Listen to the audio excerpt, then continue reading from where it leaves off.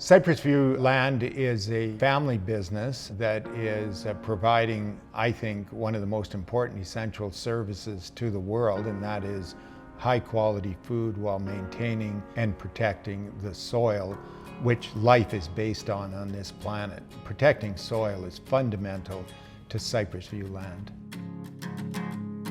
We run and operate a family farm that has really existed in Saskatchewan since 1915, when my great-grandfather came and settled in the area, homesteaded. Then it became CypressView Land and Cattle Corporation in 1995, and it's presently operated by my family, my wife Rubiella, and our 5 children.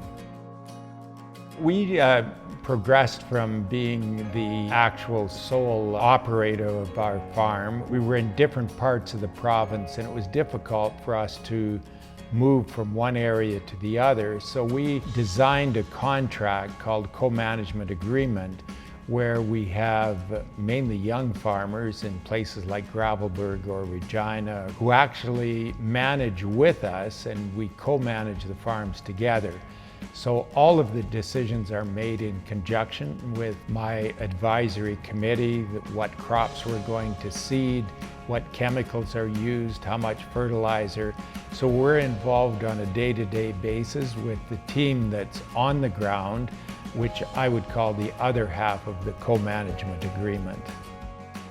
All of our land is dry land farming. We don't have any irrigation at this point. The term dry land farming really comes from, is it irrigated or not irrigated? So we really don't have access to any big water supplies where we farm. So the term really doesn't have much application as it would relate to the co-management agreements.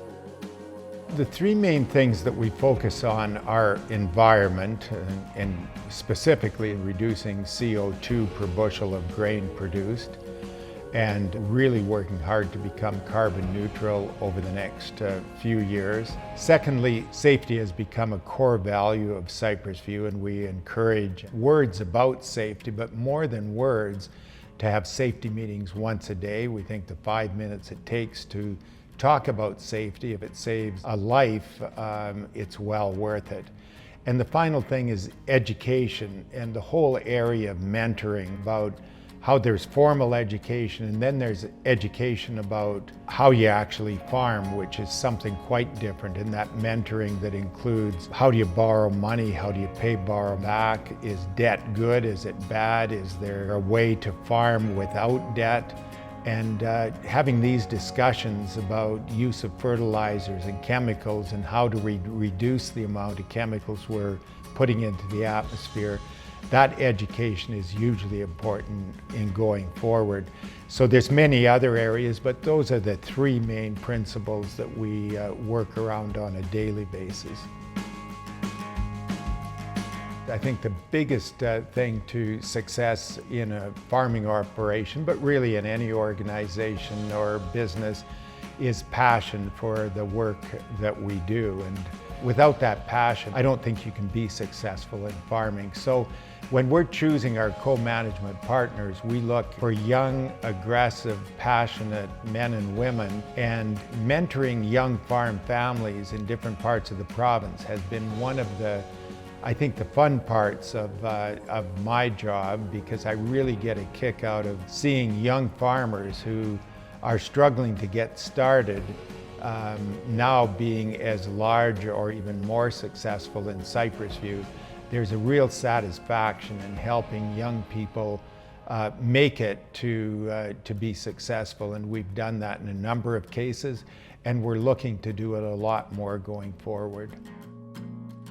The only final message that I would want to give to anyone who's listening is that in 15 years, I think the statistic is, the kids graduating from high school, 50% will go into jobs that we have not heard of at this moment in time. That's how fast the world is changing. But having said that, growing food and agriculture has got to be one of the most exciting professions and oldest professions that exists.